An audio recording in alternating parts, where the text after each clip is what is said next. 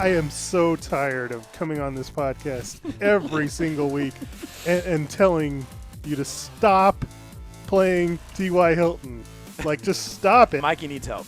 Mikey needs help. I was like, if you don't have Jeff Wilson in here, and if you don't run it on first down, I'm gonna strangle you through that TV. You should know better than everyone else. That fool tears you up when you plays you. Yeah, but Don't you want him on your team? I have him at number 25. Thank you. Fine. Todd's the reasonable one on this show. I take issue with everything he said there. Well, I really do. DeAndre Swift. He's gonna break them tackles, son. That's bold. That's bold. That's putting your nuts on the table right there. Hey, there's the first time for everything. Waxing poetic over here with Todd Diamond. Dude's old. So what? He's not as old as Brady, and you're jerking him off before the show starts. I have Sutton in my top 10. I have him at number 9. Yes. You know what? I'm just canceling the league. I can't do this with you guys. Hello, everyone. All the owners out there, Mile High affiliates. We're back for another podcast. Hope everyone had a great Thanksgiving. I want to first say congratulations to the Hot Tamales for not only winning his game this past week, putting him at 10-2, but he also secured the number 1 seed in the playoffs, which means he also earned himself a first-round bye. Good job there, Mikey. Way to go. Thank you. I'm taking a bow right now. You can't see me, but that is what I'm doing. And guess what? You know what today is? What's that? It's Snicker Tuesday. Oh, that's right. Everybody who won. They went to the website. The Snicker logos flying everywhere. I saw mine today. It was great to see. Todd. Oh, darn. Well, maybe you get a Snicker. I'll just get you a Snickers. How about that? That'd be cool. I appreciate that. I get a little angry when I don't have a Snickers. There you go. See, now you're getting it. So Thanksgiving. What was the best thing about Thanksgiving for you, Mikey, other than the win? Let's talk about. I don't know if it was food or the football. What was your favorite part about Thanksgiving last week? Well, I didn't have any players playing, basically, so it was kind of cool, like to relax. Yeah, not have to worry about any of that. And the games were pretty good. Yeah, food was good. Yeah, your mom always does a great job on Thanksgiving. So yeah, it was great. How about you, Todd? What was your favorite part of that about Thanksgiving? I would say the food. Probably Thanksgiving is one of like my favorite holidays because the food is just so good. Turkey, sweet potatoes with marshmallows and cram. Oh, so good, so good. But it was cool to get T.J. Hawkinson in the nightcap game, and it was cool to get a touchdown. So that was I was like, all right, always looking at the positives. It's me. I always try to find the positives, regardless. As much as this season has been, not a lot of positives and more. Damn it, more moments there. Yeah, but no, it was good. Thanksgiving was great. Did a good Thanksgiving. Ate lots of food, and that was it. So I mean, and it was cool too. Just out there, the Tar Heels were playing too, so that was cool. To kind of watch, be able to watch Tar Heels too. So there was some good positive stuff on Thanksgiving. Unlike my fantasy team that just doesn't want to give me any positives and just wants to, rough season for the Butterfingers, to say the least. Basically drop kick me. So that's how my season's been. Well, everything else is going pretty well for some of these teams. Before we get into it, I wanted to get your guys' thought on ties. Boy, we had another tie here this week as good old Eaton W's and Kilgore Trout battled to a 116-116 win. We'll talk about the matchup in a bit, but second tie for Kilgore Trout this season. Throughout the years, it hasn't been too much. I play in a work league that has fractional scoring in it. So you can get 0.1, 0.2 as you're going up to a full point for. So if you get like 10 points or you get 1 point for 10 yards and you get 2 yards, it's 0.2. So that helps with the fractional. So there's less ties, but we haven't had issues throughout the year. As far as I remember, we've been doing this league 21 years and no fractional scoring. And this isn't like a serious conversation. There's no owners complaining. We had owners, not upset, but no one likes to lose. and they were like, no more ties, no more ties. And I get that too. But to me, ties are kind of fun, right? It changes the spectrum of how the standings work. And, for Belt Sanders, who's at 7-4-1, it helps them a little bit. I mean, if they would have taken a loss, I'd be over them. I'd be in third place right now, and he would be in fourth. But I mean, because he has the tie instead of the loss, it puts him over top of me. So I just want to get your guys' thoughts. Do we like the ties? Do we want to get rid of them? I mean, obviously we're a democracy here. We always vote on any issue that takes place. I was just curious about your thoughts, Mikey. I mean, it's a weird thing. Like, I mean, it's not something that happens a ton. Like, I was kind of looking through and like, I didn't see that we had any, like, 2017 was like really the last time that we had tie, and prior to this year, and now we've had two. So it's not a real like thing that constantly happens all the time. I just think that it's something that, because it happened to Joe and his Kilgore Kraut team twice, like within the last 3 weeks. That's crazy. It's yeah, it's just one of those things. But I mean, I agree with you that we're a democracy, and if the league feels like it's a problem, I'm not opposed to fractional scoring. It would be different, but I'm not, like, to me, either way, whatever makes the league happy, I'm on board. What a commissioner. That's the commissioner talk right there. Whatever the league wants. Todd, do you want to give me you have any thoughts on ties? Yeah, I just view ties. Yeah, I mean, ties. I definitely make the league interesting for sure, and I'm good either way. Whether if we went to fractional scoring, fine, or we kept it the way it is. I always view it too is when these ties occur, and I think if the ties happened earlier in the season, maybe in the first, just say for argument's sake, first 4 weeks of the season, so weeks 1 through 4, right?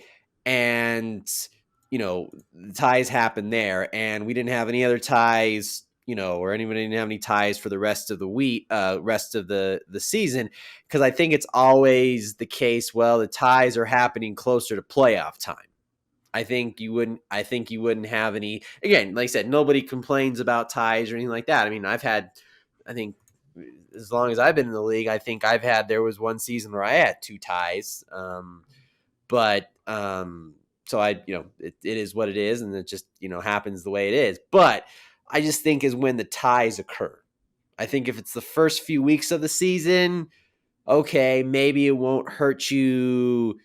It won't hurt you as much, but since we're getting kind of, coming down the home stretch a little bit of the regular season, ties can definitely, you can, in the back of your mind, you can go, freaking tie, it's like, you'd rather want to lose than have a tie, but ties can definitely help you too. Not the case. That is not the case. No one's going to say they'd rather lose and get it and then not have a tie. I think, as I explained, it's helping teams stay alive. Well, it could also hurt you too, but it also helps you as well. And the thing I'll say about it, which is why I love ties, is that we have that message board or message thing on our phones now. For those who signed up, both of those guys chimed in to talk about it. That's what I want. I want more interaction. I want more talking and banter back and forth about how that sucks, or, oh man, and the other thing that both of those guys said was, well, something didn't go well with my team. Like Joe said, well, I got a 0 from my tight end. Is that the tie's fault, or is that the owner's fault? You know what I'm saying? Yeah. So, but I like it because it's interesting. It's different. It could help you. It could hurt you.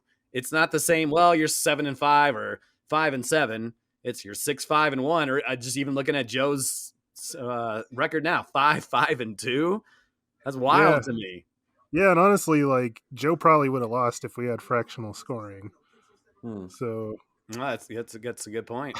So there you go. If people want to vote on it, I always ask people every year in the offseason, anything you want to vote on, anything you want to talk about or do differently.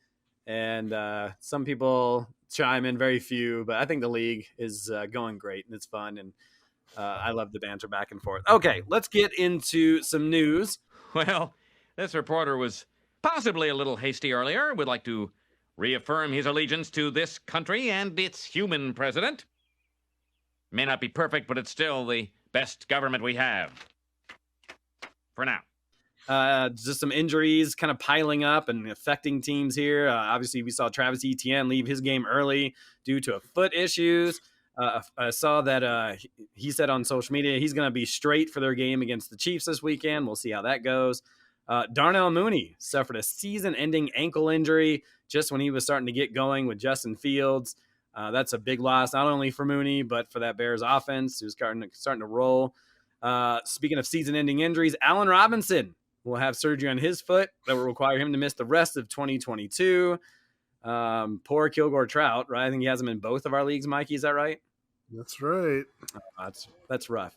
Aaron Rodgers, who had a broken thumb coming into the Sunday night affair, left his game versus the Eagles early due to a possible rib injury.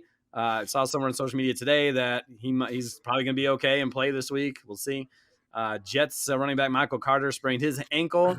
Didn't seem like it was a high ankle sprain, but it sounds like he could miss this game on Sunday. Just keep an eye on that, Miguel, as you have him. Eli, speaking of Mikey's running back, Elijah Mitchell, 6 to 8 weeks. Oh, suffered a sprained MCL. Good Lord, that's his career in a nutshell, right? He looks great when he's out there, but misses so much time. Tough season for him. And Christian McCaffrey beat up, considered day to day with what I've never seen this before. Knee irritation. I don't know why his knee has been irritating him, but I don't know if he's making fun of him for changing teams. I don't know, but it's just interesting. I've never seen knee irritation before. Like, I have a Todd irritation, but I can only do so much about that. Yeah. Do you get a rash from it? A rash? Yeah. You're green for that? Yeah, that's what I'm wondering. I have to buy some. I have to see if Amazon is selling some Todd Diamond irritation cream. Okay. Cool. Anything I missed, guys? Anybody on your team that's injured and could miss out this week? Well, Najee Harris kind of went limping, but he's been limping my whole team for the entire season. So it's fitting, I guess. At least he scored a touchdown. It was like, okay, cool, he scored a touchdown for me. That's cool. Then he's like, okay, now I'm gonna go back to just sticking it to you. So cool. Todd's like the ultimate head coach, where it's, man, thanks for scoring. It wasn't enough for us to win, but man, he scored. I mean, it's I'd be pissed. Like, man, I needed 3 touchdowns out of you, not 1.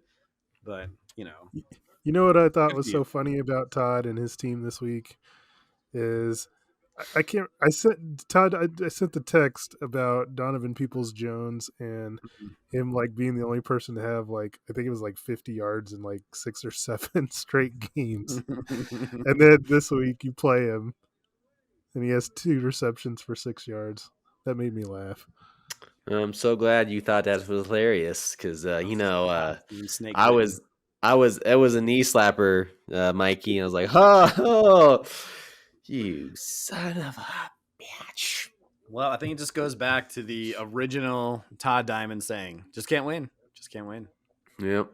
No matter what he does, no matter who he picks up, no matter who he trades for. 2022, not the year. Well, yeah. I mean, when you're picking up guys like Jalen Virgil, you get what you deserve. Oh, now we'll move on to some MHA trivia. Give Todd a chance to win at something here this week. Time to play the game. Time to play the game. So here's how this is gonna go. Todd, you better beat me in trivia. Put Mikey in his place, for goodness gracious sake. You gotta put me in my place. All right, so here's how trivia is going to go this week. I'm just going to ask you guys, I'm going to give a statement. You're going to tell me if it's true or false. You both can answer true, or one can answer true, one can answer false, whatever you want to do. I have 8 up here, so whoever gets to 4 first, we'll kind of play it by ear. Because we don't want the show to go too long, but pretty simple stuff. Okay, you guys ready? Okay. Number 1 on the board. Jacoby Brissett has more fantasy points in his last 5 games than Lamar Jackson. Is that true or is that false? Oh, that's true. That is true. Lamar Jackson's terrible. That's got to be true. Todd, what do you think? True or false? Jacoby Brissett has more fantasy points in his last 5 games than the Baltimore Ravens quarterback Lamar Jackson. I'll go true.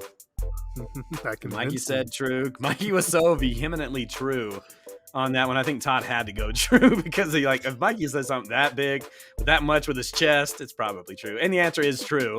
Brissett has 205 points in his last 5 games, averaging 41 points per game. Lamar Jackson, 180.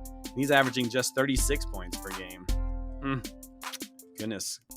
Not good for eating W's. Continues to roll them out. Let's go. So we're tied 1-1 here. Good job, you two. Let's go to statement number 2. Tyler Lockett, one of Mikey's guys, has more games of 10 or more points than CeeDee Lamb this season. Tyler Lockett has more games of 10 or more points than CeeDee Lamb. True or false? I'll say false.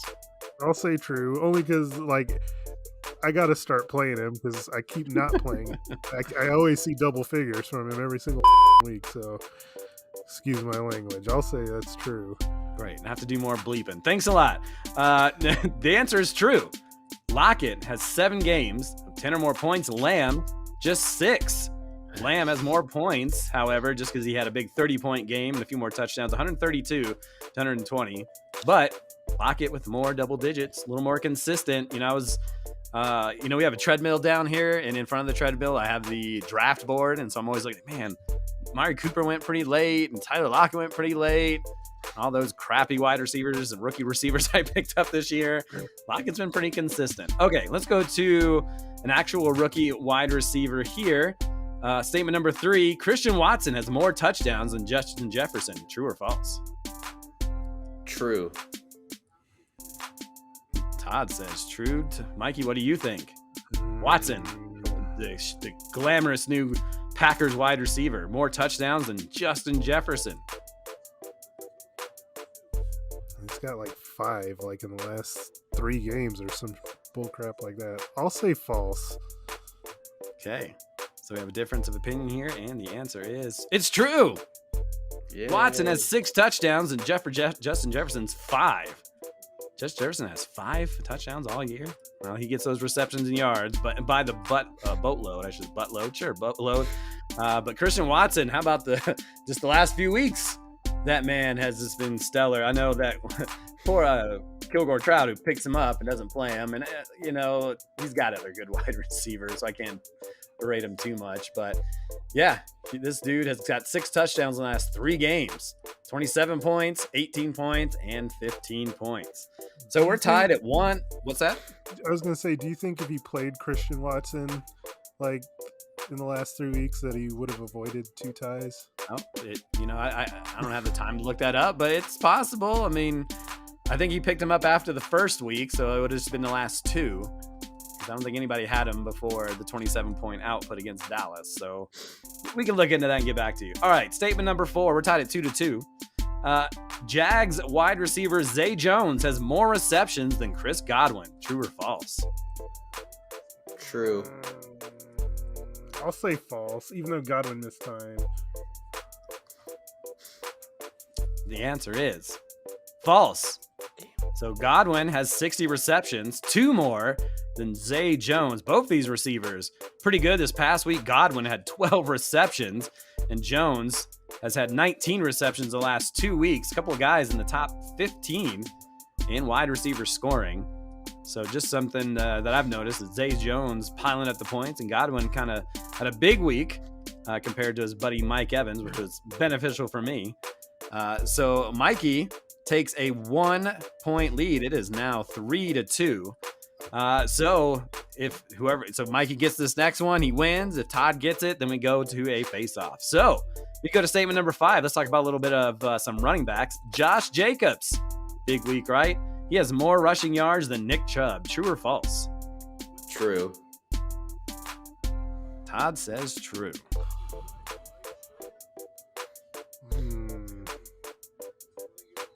It's got to be close. Neither one's missed time that I know of, but I'll play smart and say true. Probably a good idea, because the answer is true. Josh Jacobs with 1,159 yards. Chubb is actually third because Derrick Henry's second, but Nick Chubb was the leader for majority of the season. He's got 1,039 points. Todd, I'm sorry to say that you do not win MHA Trivia. Good job, Miguel, who wins yet again.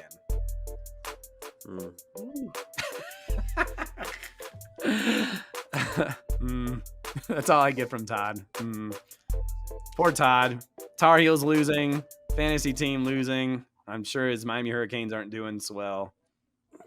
Yeah, I don't even count that anymore. They just, I'm gonna ask you guys one more because I thought this was interesting. One more true or false, doesn't matter.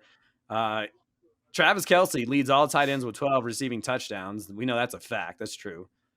The next best tight end has 7 touchdowns. True or false?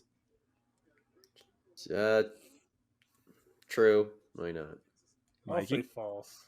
And the answer is false because the next best is 5. 5 from Cole Kmet, 5 from Mark Andrews, and 5 from Juwan Johnson. Tight ends suck. Yeah. Outside of Kelce. He is Saying that it for good. years. I know. Yeah, this year has been more true than ever. Okay, let's get into the Week 12 recap. We'll start off with yours truly. Had a big matchup against the Belt Sanders. Lemonhead 6-5, Belt Sanders 7-3-1. Of course, big time seeding at stake. This one started with the Josh Allen show on Thanksgiving. Kind of hurt my tummy a little bit before dinner. 57 points against those Detroit Lions, but not really surprised about that. Big Thanksgiving always from Zeke Elliott. I feel like he scores every Thanksgiving. Always feasting on that big day. He scored 16. How about Lemonhead star Jamal Williams picking up his 13th touchdown of the season, and Justin Jefferson, magnificent in the nightcap, 22 points. But this match belonged to Eric's team, who had all 9 of his players have 7 or more points, including 50 from Tom Brady. And how about Kenneth Walker, who had 15. Lemonheads take the victory, 145-126. It's the 4th straight win for the Lemonheads. I know I thought I said 5 in a row to you, Miguel, the other day. It's only 4. 9-2 Hot Tamales, speaking of Miguel, taking on the 7-4 Gonzo Cats. As we mentioned in the intro, the Hot Tamales won their Week 12 matchup, securing first place and the first round bye. They defeated Gonzo Cats 128-101. 68 total points between McKelsey. That's my new word. Does that work? It's like Benifer. McKelsey, Mahomes, and Kelsey. Does that work? McKelsey? Yeah, that works. 68 total points from McKelsey. You also benefited from Jamar Chase, who was not quite ready to play, as T. Higgins got all those targets and points, 18 and another 22. Another big day from Austin Eckler. The Gonzo Cats got another stellar performance from Jalen Hurts, but didn't get much else from the rest of the squad. Tony Pollard, man, just 8 points. Dalvin Cook, same, 8 points. Devonta Smith not reaping any of the Hurts benefits, just 6. Tamales 10-2. Gonzo Cats still in the mix in the playoffs at 7-5. 6-5 Eaton W's, 5-5-1 Kilgore Trout. Big time game for both squads, trying to make those playoff runs, and this one would be decided on Monday night. We'll get to that in a second. Nick Chubb continued his great season for Eaton W's, 18 more points, also 15 from DK Metcalf. On the other side, Amon-Ra St. Brown, grateful on Thanksgiving, piling up 21 points, and Kilgore Trout got Kyler Murray back after 2 weeks on the shelf. Murray put up 46. Heading into the Colts-Steelers matchup on Monday night, Trout held a 16-point lead on Kevin's squad. Kevin still had Michael Pittman. Kevin did not feel good after the first 2 couple of drives. I don't know. I put it on the message board, not believing in Matt Ryan. Who could blame him at this point of his career? But then the offense picked up a little. Pittman got a touchdown to get it to within 6 points. Heading down the final Colts drive, it's 4th and 3. Somehow Matt Ryan finds Pittman for 4 yards and he gave Pittman 2 points, as it gave him also the yard point total. And that gave him 16. Pittman wouldn't see another catch. Eaton W's and Kilgore Trout, 116-116 tie.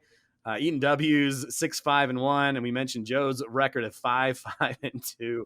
Crazy. Ties are fun. 7-4 Lion Rip, 4-7 CUP, who was reeling, finally gets off the schneid, pulling off the upset, 142-102.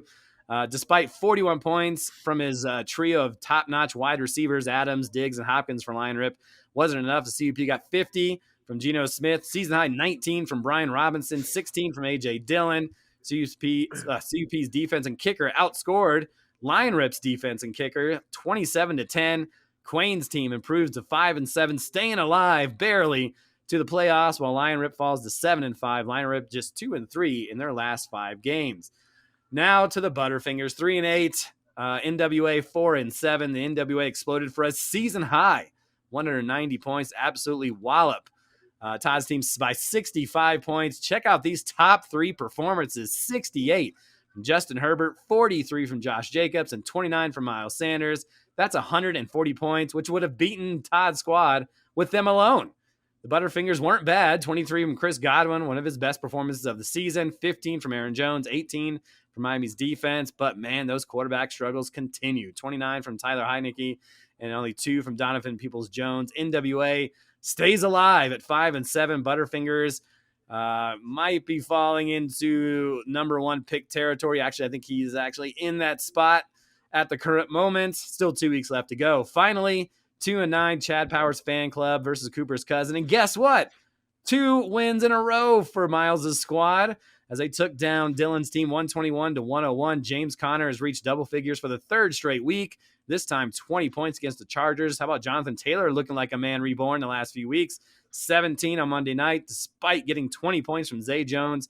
Dylan's team got 2 fat zeros in this one, absolutely getting nothing from Tyler Higbee and his kicker Will Lutz. Chad Powers trying to avoid last place, picking up that win. Todd's got fewer points. Cooper Cousins falls to 5-7. Still a little hope for the playoffs, but little. So that is the recap. Time for the dough of the week. Mikey, what do you see in there? Is there one that stands out? What do you see? Did you look into that? Well, I mean, you got to look at the tie. Yeah. First, tough one, right? Yeah, I mean, Kilgore could have went Kirk Cousins over Kyler Murray, or he could have gone Christian Watson over Christian Kirk. Yeah, so I mean that's the main one for me. Most of these other matchups weren't close enough to really make that much of a difference. I mean, I suppose. Yeah, I mean, even Cooper Cousins' case, like if he would have played McKenzie instead of McKinnon, it wouldn't have been enough to win. So, might go to Kilgore here. The only other one I kind of looked at was the Lion Rip CUP, just for the fact that who's going to start Trevor Lawrence over Joe Burrow, but if he did, because Lawrence had one of his best games as a pro, 59-41, so it's like 18 points, and then combine it with the Rashad White 17 off his bench, where but you don't start him over ETN, who's been great, and you're not going to start him over your flex and Hopkins. So yeah, I mean that's the other one I had was, well, unfortunately, Kilgore Trout. Well, wait a minute. I want to change my vote for a second because all right, I'm listening. Because this was mentioned on the message board.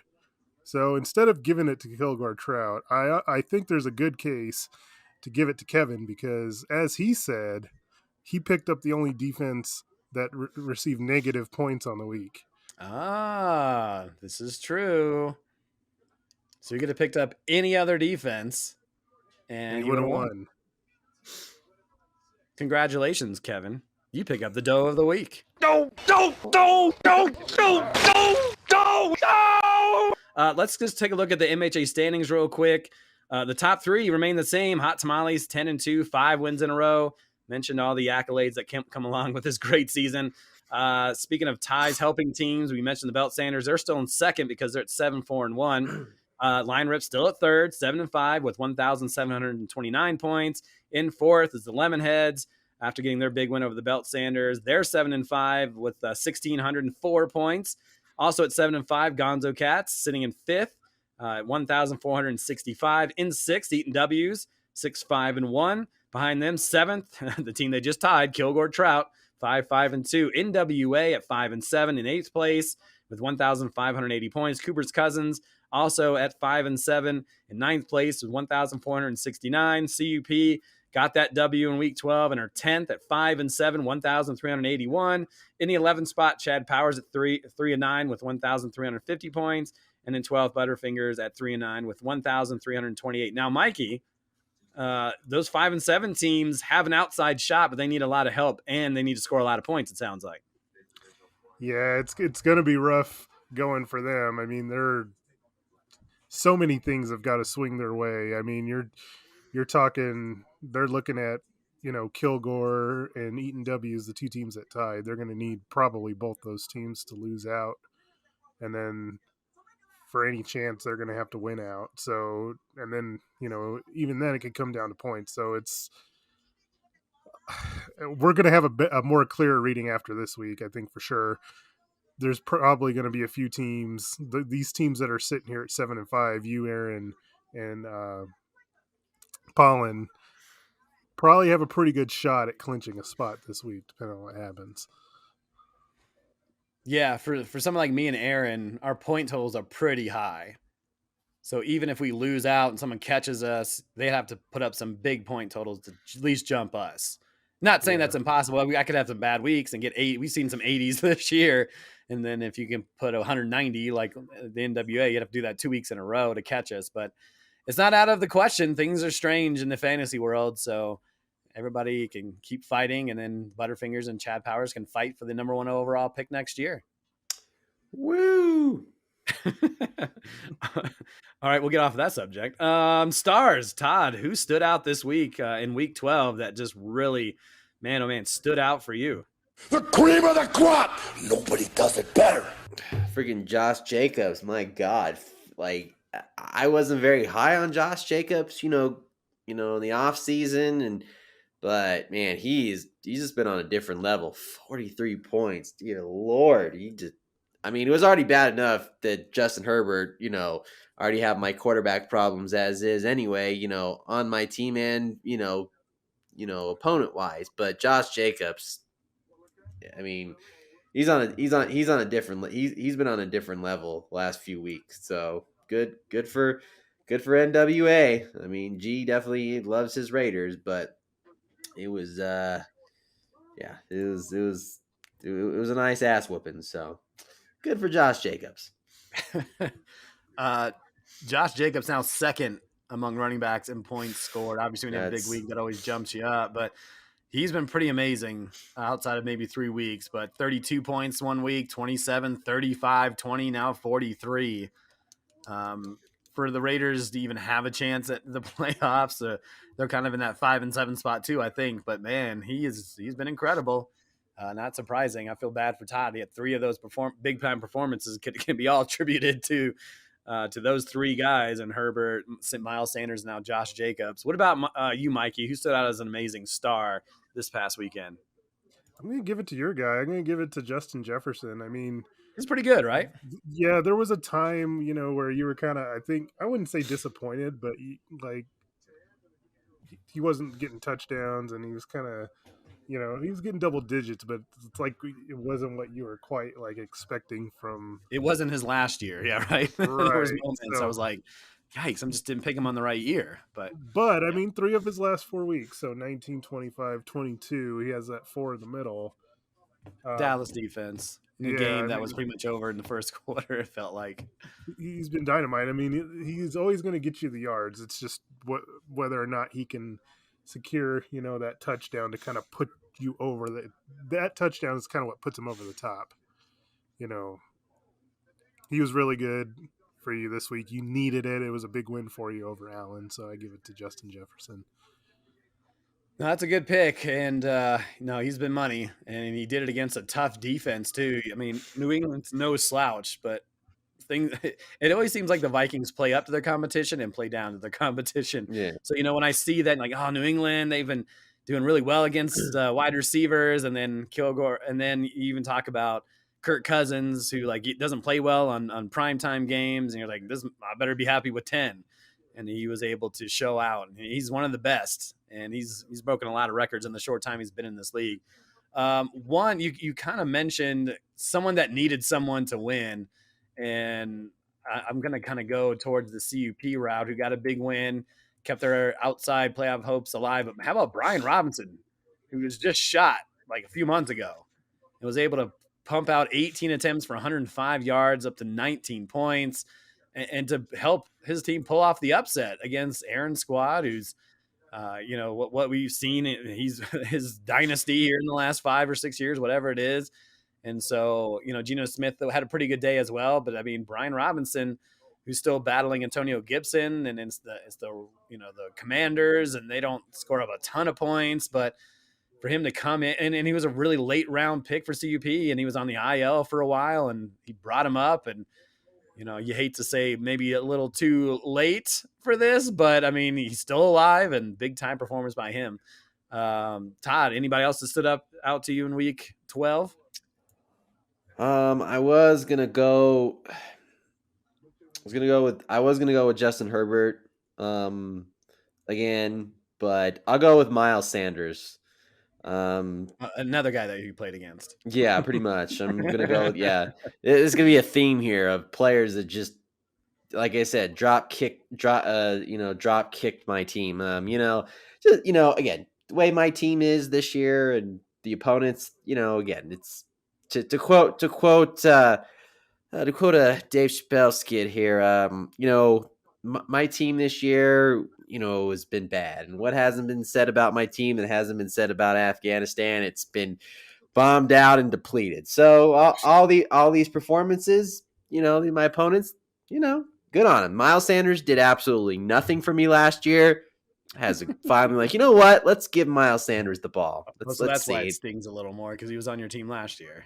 Yeah, a lot of these players. Yeah, I'm a little bitter. I'm a little bitter because it's it's been that bad. And even Eric, I'll give you one on your. I mean, Tom Brady, 50 points. I mean, that's what you wanted from him every single week. I mean, he hasn't given you 50 every single week, but still some great numbers there. So I'll give him that one.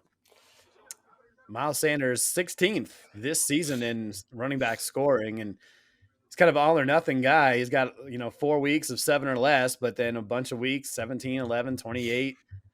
Now that's 29, and so it's that Eagles offense. Sometimes it works in his favor, sometimes it works in Devontae Smith's favor, or AJ Brown's, or it was Goddard for a while too. So it can be a little inconsistent, but when he puts up those numbers, he's putting them up big time, and he's been a better pick this year. I remember I drafted him in his second year because he had a big rookie year and didn't do much that year either. So it's just one of those things. He's now in a good offense, and some weeks are panning out for him.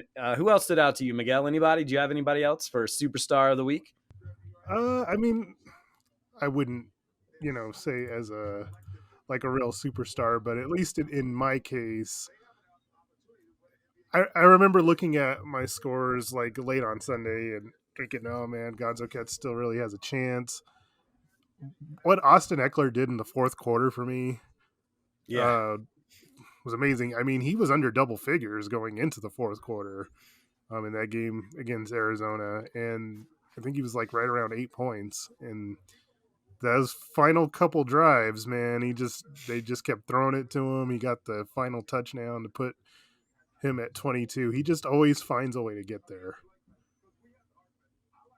Yeah, big time. What do you have, like 10 receptions? 11 in that game. 11 of 15 targets for 60 yards and a touchdown. Yeah, and it's amazing because the receivers, they had Keenan Allen back and Josh Palmer and obviously DeAndre Carter, and so that left everything underneath open for him. So someone who had Palmer and Keenan Allen and watching that game with great, hope that I could put up some points, it just seemed like Eckler was open 3 or 4 yards down the field, and then he would take it 4 or 5 more. So he's been incredible all season long. Yeah, he was one of the ones on my list as well. One of the last ones I'll mention before we move on to the duds.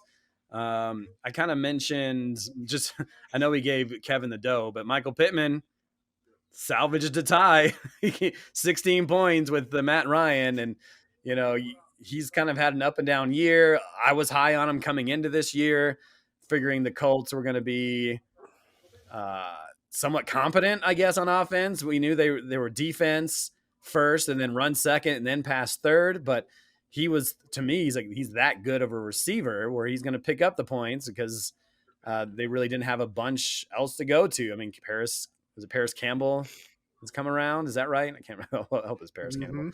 And so, but for him to come in and pick up 16 points for Kevin, despite how bleak it looked for a little while, especially in that first quarter. But I mean, you look at it, he's got 1, 2, 3, 4, 5, 6, 7 games of 9 or more points. So he's been effective and had one of the bigger outings this week in a big time game that I know it's not a win. And both Kevin and the Kilgore not happy with ties, but maybe not a superstar, but he got what he needed from him in a big time moment. All right, Todd, give me someone that just stunk, just pooped their pants, tripped on themselves. It was just terrible this past week. What, do you smell something? Do I smell something? What am I, hard of smelling? Of course I smell something. I'm gonna go with from Aaron's team, Devin Singletary. Only 8 points. The way that Buffalo team has kind of been putting up a lot of points, you'd think a little bit more from Singletary because obviously they're running the ball a little bit more as well. But only 8 points, 72 yards. Not what you're looking for. In a running back there, and that definitely hurt Aaron a little bit there. I mean, obviously the 0 from ETN did not help, but those happen. Those happen to all of us. But I'll go with Devin Singletary. I would almost argue.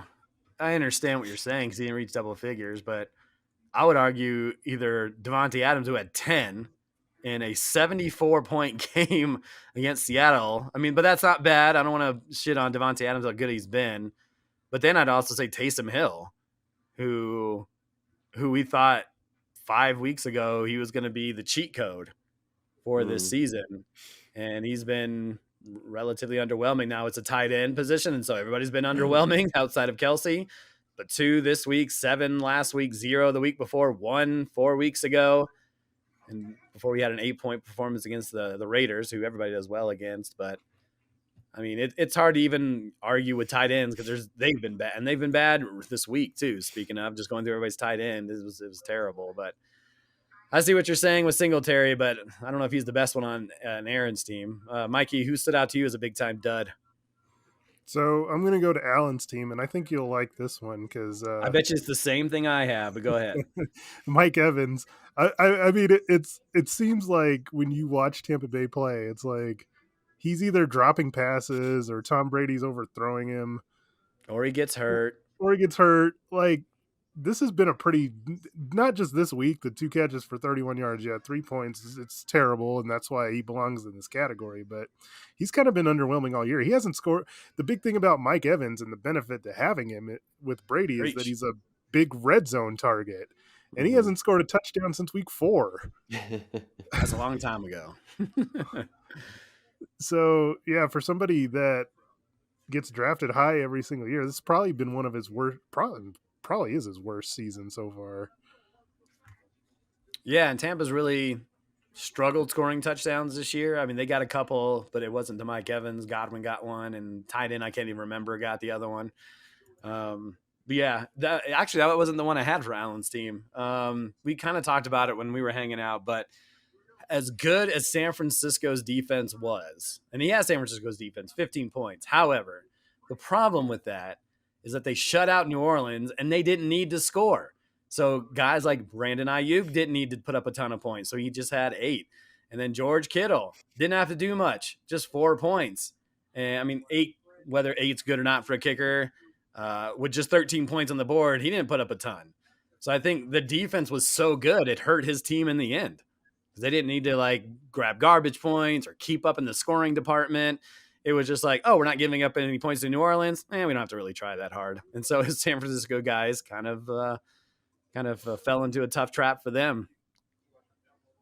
To my benefit. Todd, anybody else stood out to you? No, that was pretty much about it. I mean, I can go, shit on my team a little bit more, but I think you've done that enough this season. Yeah, the actual Butterfinger itself is just it's crusty now, so it's not even. Yeah, I mean, we can say the fact that I picked Julio over Garrett Wilson. That 6 versus 21, I still would have lost anyway, but Yeah. You picking up Julio was funny, but not surprising. And then you started him, which was surprising, but I get it. You love Julio. Well, I didn't think Mike White of all. Didn't think he was gonna, look like Tom Brady out there, 52 points. Jeez, That is a surprise of the weekend for sure. He'll get picked White. up tonight. But who's gonna pick him up? Todd. Todd, you picking up Mike White? Mike White. I'm gonna go through all my quarterbacks. I have two. God, I can't even get it right. Oh well, it's the way of my season.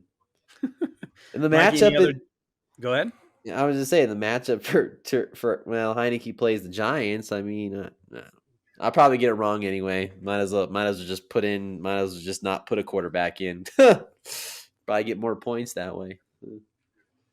I don't think that's how that works. I mean, even if they give you 10, that's 10 more points you would have had if you didn't put in a quarterback. Yeah, but knowing how the universe is with my fantasy team this year, it'd find a way. If you don't want to put a quarterback in, I'm fine. I'm not going to argue. I have to play you this week, so do what you want. Mike, any other duds? Yeah, I'd like to continue in my line of overdrafted wide receivers. Ooh.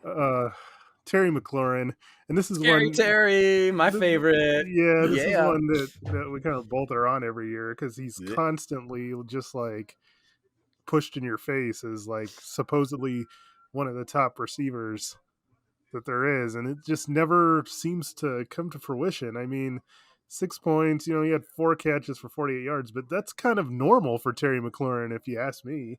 Just looking at him, he doesn't have a game this year over 14, 2 touchdowns. I thought he's supposed to be this big play threat, and I just don't get it. They paid him as such though, didn't they? Yeah, they sure did. I just don't understand it. I think he was drafted in the 4th round in our league. Probably got that wrong, but I think that's right. I've never been a fan. Continues to underperform, if you ask me. Yep. Good old Terry McLaurin. Oh man. He was drafted in the 4th round, like Cooper's Cousins. And then he also traded away T. Higgins. But anyway, that's near there. Last one I'll say, and it's just for the 2nd week in a row, Dameon Pierce, just 3 points. He was so good before last week. And of course, I mentioned it last week, just 2 points 1 week ago. The Texans running back, 15 rushes the last 2 weeks, 16 yards. Oof, that offensive line is bad these days. And Kevin, boy, he needed a good performance. 1 point better than the 3. You're going to come out with a win. Okay. Anything else you guys want to talk about? We're coming down the last 2 weeks of the regular season. Then we'll be in the playoffs. I don't know. I mean, it's just whether you want to talk about the state of the league. Tight ends stink. I was going through them, and 1 point, 2 points, 4 points. Just tight ends are rough. Let's correct this. You guys' tight ends stink. Our tight ends stink. Mikey's is great. No, that's all. And even he looked human, and his human is like 13 points, whatever it was this week. Yeah, I love it. Oh joy! Yeah, Hawkinson got a touchdown. Okay, all right, and hopefully he's in a better. That's the second time you've mentioned that on this show. I know. He takes small victories. I guess so. I gotta take what I can get. Okay, all right.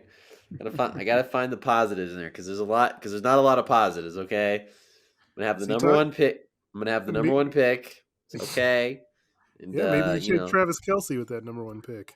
Ooh, that'd be a first.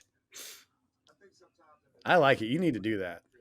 I need to take Kelce number 1 overall. Yes, you do. The guy that won't let you down. You need to do that. Well, you have a lot of time to think about it. What the hell? Why not? Because my theory, my concept of running backs. Gotta get running backs. Well, my running back's limping somewhere and just screwing me over. It's fantastic. It's great.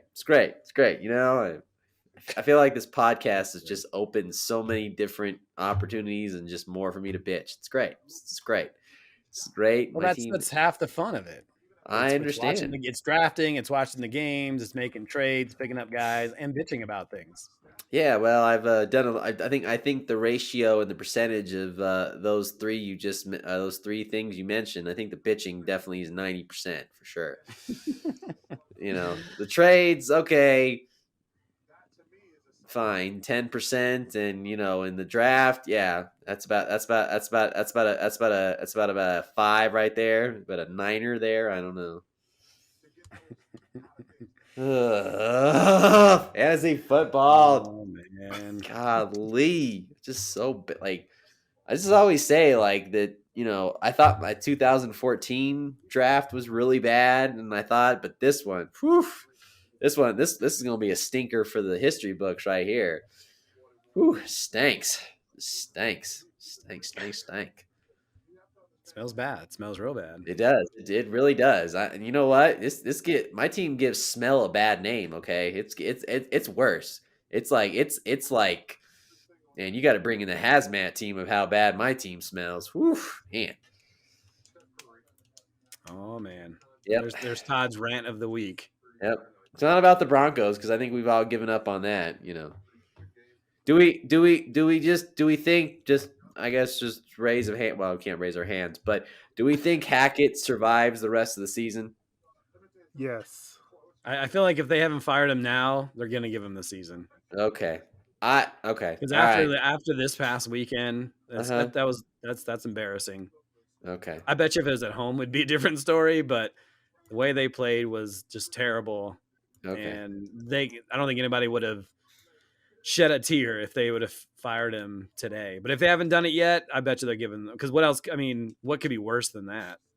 Yeah. I think it just gets more difficult in Carolina the rest of the year. Well, I guess guess we got flexed out, but that's how Sure, bad well, no one wants to watch us in prime time.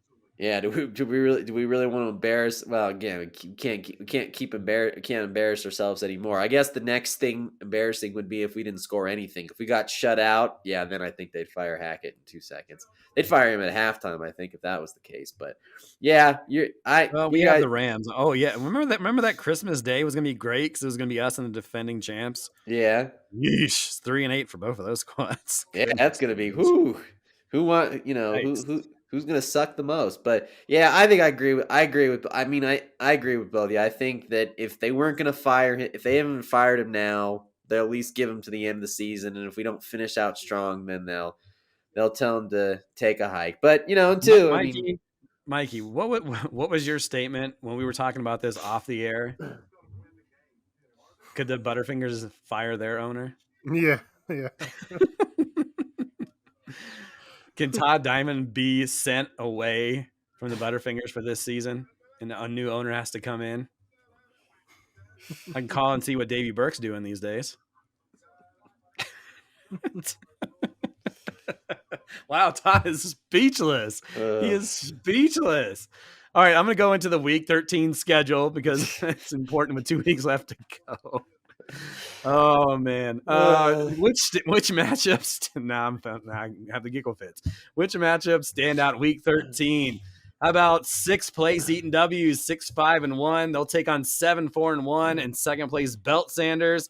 Big time. Kevin needs a win, not a tie. He needs a win. 7th place Kilgore Trout 5-5-2 will face off against 7-5 Lion Rip. 7-5 Gonzo Cats in 5th place will battle 5-7 NWA, who's got a good point or decent point total and sits in 8th, so they need a win to keep their playoff hopes alive. A couple of 5-7 teams hoping to keep their playoff hopes going. Cooper's Cousin, Notorious CUP. That's kind of an elimination game. Whoever loses that out of the playoffs. The 7-5 Lemonheads hoping to grab a playoff spot or at least clinch one with a win over those Butterfingers and the Hot Tamales. They've got everything. They're just hoping to stay healthy as we get closer, and they'll take on Chad Powers Fan Club, who has won 2 in a row. So nothing is for sure. There are teams on a bye. I can't believe there are teams on a bye still this late in the season. And I saw next week there's 6 teams on a bye. I don't know who's putting a schedule together, but it's ridiculous. Arizona and Carolina. So no Kyler Murray, no DeAndre Hopkins, no James Conner, no Deontay Foreman, no DJ Moore. So everybody who's got those guys or anybody from those 2 teams, if you're starting someone other than those guys, good luck, I guess. But no Panthers, no Cardinals. There you go, gentlemen. 2 weeks left to go. Mikey's sitting comfortably. I feel pretty good. I haven't clinched anything yet, but I feel pretty good. And then Todd is just deciding if he's going to go with Kelsey with a number 1 pick in 2023. Yay. So, guys, thanks for coming on the show. Good luck this week, except Todd, 'cause I'm playing you. I hope it's close. Not really, but, you know. This is good because this is like Todd's Super Bowl. So, like, even though he's had a bad season, he can still have bragging rights if he beats you, because then he'll have beaten you and Aaron. Oh, see, there you go. Feel good about that, Todd? Sure. Let's look at the small victories. My team sucks. I could be spoiler. That's kind of cool, you know. You can end up being a part of me being knocked out of the playoffs if things go a certain way. All right. Cool. Todd, he wouldn't brag about that. No, I wouldn't. I wouldn't brag about it. Like, yay, I knocked somebody out. Cool. Well, Mikey, you enjoy a pain-free couple of weeks, and actually 3 weeks, since you won't have to play in the first round. So, hopefully you guys will stay healthy here in the next 3 weeks as we get closer. Yep, that's what I'll be sweating out at this point. Like, Just injuries. no injuries to my core. There you go. No injuries to McKelsey. Yeah, or Eckler. Well, I mean, but it's not as good as Mahomes and Kelsey and McKelsey. Yeah. That's how we're gonna end the show, McKelsey. So, Todd, that's who you can have next year. McKelsey? Cool. Mahomes. I don't know if Mahomes will fall in the second round because he's having such a good year. But Probably not. you never know. So for Mikey Renault, let me try that again. So for Mikey Renault, Todd Diamond, I'm Eric Lansing. Hope everyone avoids those ties in week 13. We'll see you next time in the MHA podcast.